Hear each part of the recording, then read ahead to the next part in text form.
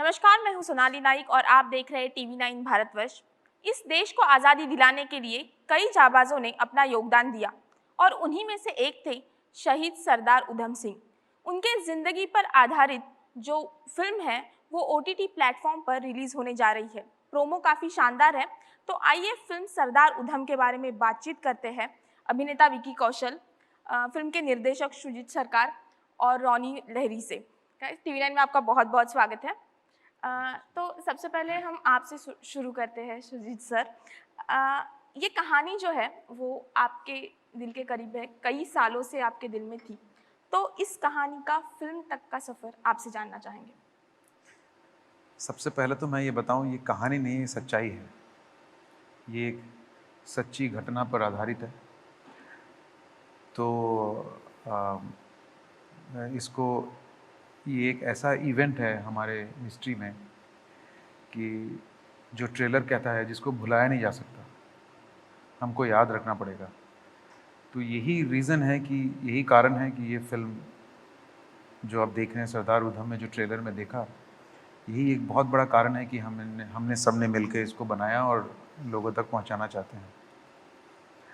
और इसको बनाने के लिए सोचा तो बहुत साल पहले है, मतलब काफ़ी दिनों से इसके पीछे इसकी जो रिसर्च है, इसके पीछे जो पढ़ाई लिखाई है इसके बारे में, तो वो काफ़ी दिनों से चल रहा है और काफ़ी डिटेल चल रहा है। तो आई थिंक इसीलिए आपने जो ट्रेलर में देखा, जितना कुछ समझ पाया मैं कर पाया, क्योंकि काफ़ी दिनों से ये मेरे अंदर में था कि मैं इसको किसी तरह से एक्सप्रेस करूं। तो फाइनली मैं कर पाया हूं। सो यही बोल सकता हूं। और काफ़ी शानदार था जो ट्रेलर हमने देखा, काफ़ी अच्छा लगा। विकी, जब ये फिल्म आपको ऑफर हुई तो पहला ख्याल क्या आया? पहला ख़्याल बहुत खुशी हुई थी कि मुझे इतना बड़ा मौका मिल रहा है। एंड सुजीत सरकार सर के साथ मैं काम कई सालों से करना चाह रहा था कि इनके साथ मुझे कोई किसी भी कहानी का हिस्सा बनने का मौका मिले। एंड जब मुझे पता लगा कि वो कोई ऐसी वैसी कहानी नहीं है, वो सरदार उधम सिंह जी की कहानी है, तो बहुत ही सरियल फील था, बहुत ही खुशी वाली फीलिंग थी। बट साथ ही साथ ये भी फीलिंग थी कि ये बहुत बड़ी रिस्पॉन्सिबिलिटी है जिसे हमें निभानी है पूरी सच्चाई से और गहराई से। तो अच्छी फीलिंग थी, ओवरऑल एक बहुत पॉजिटिव फीलिंग थी जिसके साथ हमने ये कहानी पे काम करना शुरू किया था। राइट। सो जैसे आपने कहा कि आपने ये कहानी आपके ग्रैंड पेरेंट्स से सुनी है। जी। तो जब एक हीरो की कहानी आपने सुनी होती है, उधम जी, सिंह को हीरो कह सकते हैं हम लोग, बिल्कुल। तो उनको निभाना जी। आपके लिए कितना चैलेंजिंग था और क्या कुछ सीखा आपने जब आपने ये किरदार निभाना शुरू किया? चैलेंजिंग बहुत था बिकॉज वो उनकी इमोशनल स्टेट को टच करना बहुत मुश्किल है। वो तभी हम 100 साल बाद भी उन्हें याद कर रहे हैं क्योंकि उन्हें कुछ ऐसा फ़ील हुआ था जो उनकी कोर को ऐसे शिफ्ट किया कि वो कुछ ऐसा कर गए जो हमें 100 साल तक आगे याद रह रहा है। तो उस इमोशनल स्टेट को टच करने में बहुत सोच-विचार, बहुत डिस्कशन विद सुजीत सर और उस किरदार को समझने में बहुत मेहनत लगी थी। एंड हमेशा हर दिन, हर सीन जो हम शूट करते थे, उसमें हम सरदार उधम को खोजने की कोशिश ही करते रहे। एंड क्योंकि उस फ़िल्म में उनकी कई पहचान है, कई आइडेंटिटीज़ हैं, कई लुक्स हैं, कई एज ग्रुप एक एक एज का भी सफ़र है, 19-20 साल की उम्र से लेके 40 साल की। तो काफ़ी फिज़िकल चेंजेस, काफ़ी इमोशनली एक एक डिफरेंस। सो आई थिंक जो चैलेंज था वो ये था कि वो जो भी चुनौती हो उसे सच्चाई से कैसे निभाया जाए। तो वही एक चुनौती थी और हमने पूरी कोशिश की है एंड सीखने को तो बहुत कुछ मिला। वो ही जेन्युइनली इज़ अ हीरो जिसे हमें याद रखना चाहिए आगे पीढ़ी दर पीढ़ी। तो उनसे तो बहुत कुछ सीखने मिला, उनकी ब्रेवरी, उनका रेज़िलियंस, उनका पेशेंस, उनका valour, everything was worth learning from. Right. So यो परिवार से कहानी सुनी तो उनका रिएक्शन अभी क्या था जब आप ये किरदार निभाने जा रहे हो? मैंने सुबह ही उन्हें ट्रेलर दिखाया यहाँ आने से पहले, तो बहुत खुश थे, उन्हें बहुत इम्पैक्टफुल लगा। And being Punjabis we do have an emotional connect to this story and to this character. तो एक उनकी जैसे मैंने पिताजी को दिखाया तो उनकी आंखें भर आई थी सिर्फ ट्रेलर देखकर। तो फिंगर्स क्रॉस्ड, यही हम आशा रखते हैं कि जब पिक्चर देखें लोग तो उन्हें भी उतना ही इम्पैक्ट फील हो। ज़रूर मुझे उम्मीद है कि लोगों को भी पसंद आएगा। टॉनी, आपसे मेरा ये सवाल है कि 2019 में इसकी अनाउंसमेंट की गई थी इस फ़िल्म की, और बाद में जब पैंडेमिक आया तो पूरी शूटिंग पर क्या असर हुआ, the production cost and all? In fact 2019 के एंड में शूटिंग ख़त्म भी हो गई थी।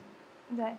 सो शूटिंग का कोई इम्पैक्ट नहीं पड़ा इसके पैंडेमिक से इसका जो इम्पैक्ट था वो है हमारा पोस्ट प्रोडक्शन स्लो डाउन हो गया था, जो काफ़ी चैलेंजिंग वे में किया गया। पहली बार ऐसा है कि जिसमें एडिटर खाली अपने असिस्टेंट के साथ एडिट कर रहे थे, हम लोग अलग अलग शहरों में थे और वैसे देख रहे थे, तो शूटिंग वाइज कोई खास इम्पैक्ट नहीं था because luckily just before the pandemic hit हमारा शूटिंग ख़त्म हो चुका था। ओके। वेल सुजीत सर, जैसे मैंने आपसे बात भी की थी कि मैंने मेरे इतिहास के बुक में, हिस्ट्री के बुक में 2-3 लाइन, एक पैरा इसके बारे में पढ़ा है, उधम सिंह, सरदार उधम सिंह के बारे में। तो आपने कितना कुछ रिसर्च किया और क्या क्या रिसर्च किया, कहाँ कहाँ से रिसर्च किया? रिसर्च तो उसकी उनकी जो चीज़ें डॉक्यूमेंट्स अवेलेबल हैं, बहुत कुछ तो नहीं है, जो भी है किताब में है, बहुत लोगों ने लिखा है। पंजाब यूनिवर्सिटी के लाइब्रेरीज, द ट्रिब्यून जो है चंडीगढ़ में, उनके पास काफ़ी कुछ है। फिर पार्लियामेंट लाइब्रेरी में भी काफ़ी कुछ मिला, ब्रिटिश लाइब्रेरी से भी मिला। प्लस इसके अलावा बहुत लोगों ने राइटअप्स किया हुआ है, बहुत ऐसे लोग हैं जिन्होंने मास्टर डिग्रीज़ की हुई हैं, इन पे थीसिस लिखा हुआ है। सो ये सब एंड ऑल्सो जो ट्रस्ट है, जलियांवाला ट्रस्ट है, उनके पास बहुत कुछ, एंड शहीद उधम सिंह जो ट्रस्ट हैं उनके पास भी बहुत कुछ जो अवेलेबल था वो सब पढ़ा। प्लस इसके अलावा जो सर्वाइवर्स थे उनके परिवार के या सर्वाइवर्स के बहुत सारे स्टेटमेंट्स हैं, अवेलेबल हैं, उनको बहुत पढ़ते पढ़ते बहुत कुछ रिसर्च किया और फिर जाके हमने इस फिल्म को तैयार किया। राइट। बट कई बार ऐसे होता है कि जब हम एक किसी अनसंग हीरो की कहानियाँ बताने जाते हैं तो अलग अलग इन्फॉर्मेशन मिलती है। तो इन सब इन्फॉर्मेशन से एक कहानी, एक फिल्म जनता के सामने पेश करना, तो सिनेमैटिक लिबर्टी जिसे कहते हैं उसका कितना उपयोग किया जाता है? देखिए, सिनेमैटिक लिबर्टी तो हम ज़रूर लेते ही हैं, लेकिन उतना ही लेते हैं जितना, मतलब मैंने जितना लिया है जो उसके पैरामीटर्स में हो सकें। ऐसा नहीं कि मतलब एकदम उनकी सोच के जो लाइन से बाहर चले जाएं। वो क्या सोचते थे, क्या विचार रखते थे फ्रीडम मूवमेंट को लेके, तो किस तरह की आज़ादी के बारे में बात करते थे। तो ये जो चीज़ें हैं, इसका बहुत एक जिम्मेवारी बन जाती है हमारी, और उस जिम्मेवारी के लिए तो मैंने तो काफ़ी पढ़ाई की है और फिर कोशिश की है कि कोई बायस्ड ओपिनियन ना हो और मैं एक ऐसे बीच एक लाइन से इनकी कहानी बिना किसी तरफ जाए कह दूं। राइट। विकी, आपकी हर फिल्म दर्शकों को खूब पसंद आती है, तो विकी कौशल की चेकलिस्ट क्या होती है किसी भी फिल्म को हाँ कहने से पहले? किसी भी फिल्म को हाँ कहने से पहले मैं एक्टर की तरह नहीं देखता हूँ, मैं एक ऑडियंस की तरह देखता हूँ। अगर वो मेरे दिल को छू गई तो वो मैं आशा रखता हूँ कि हाँ यार, ये शायद लोगों के दिल को भी छुएगी ये कहानी। तो पहले उस कहानी का, उस किरदार का, उस दुनिया का मेरे दिल को छूना बहुत ज़रूरी है। और एक बार वो हो जाता है तो उसके बाद में ऑफकोर्स किसी की फिल्म मेकर कौन है, उनका विजन क्या है, क्योंकि एक ही कहानी 100 अलग तरीक़ों से बताई जा सकती है।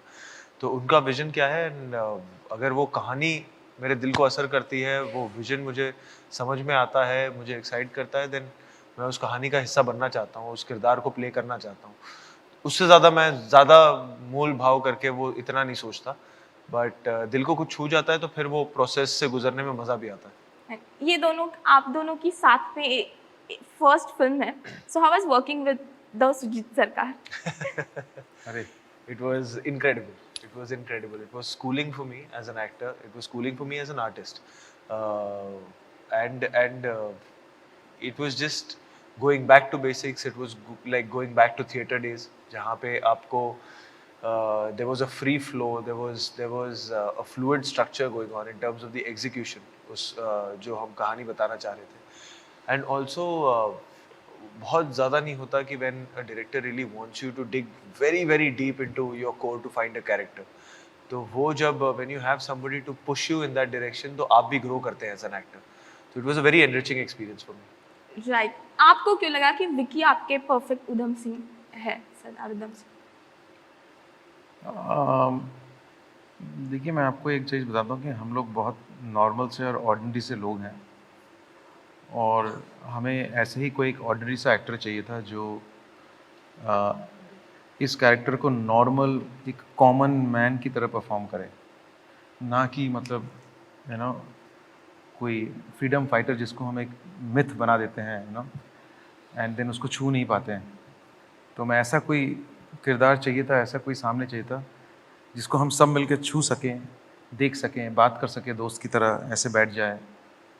तो आई थिंक वो मुझे विकी में दिखा, तो मैंने और रॉनी ने यही सोच के इनको, शायद उधम सिंह ऐसे ही होंगे कि ऐसे बात करते हों, नॉर्मली किसी से साथ कैसे भी बात करते हों, कुछ अपनी ज्ञान दे दें।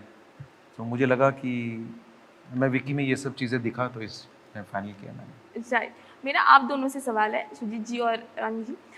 1.5 साल पहले आपने शुरुआत की थी, you release the big film on OTT पर फिल्म रिलीज करके, और अभी जो है सर्कल पूरा हो रहा है। आपको लगता है कि OTT को देखने का नज़रिया एक बदल गया है प्रोड्यूसर? इस पीरियड में अगर आप देखते हैं पिछले 1.5 साल में, डेफिनेटली OTT आई मीन एक आउटसाइड कॉज के चक्कर में आप बोलिए चाहे जैसे भी हो, बट एक अवेयरनेस हुआ। सेकेंडली एक डिमांड आया, बिकॉज सप्लाई तो और सिनेमा का और कहीं था नहीं, थिएटर्स बंद थे। सो ऑब्वियसली नज़रिया क्या बोलूँ, पब्लिक को पिक्चर देखनी है, अब चाहे वो थिएटर हो चाहे OTT हो, दे वांट कंटेंट। सो अब जब सिनेमा हॉल है नहीं तो they are watching over there. So that is the only thing, the change which has happened.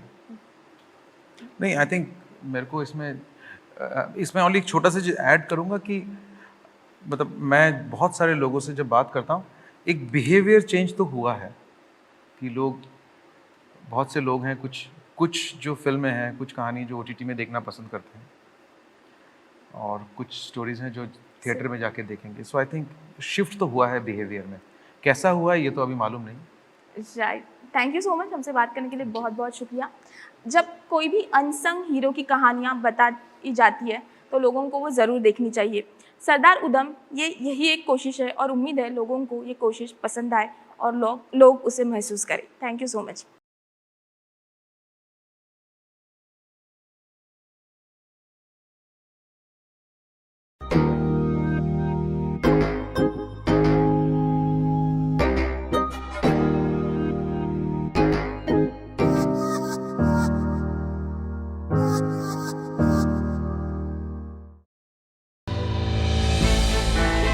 हमने की गलती फिर एक बार, कोरोना ने किया दोबारा प्रहार। मास्क, 2 गज दूरी, करें अपनी सुरक्षा खुद। कोरोना टीका हम सबको लगाना है, मिलकर साथ समझदारी से कोरोना को हराना है।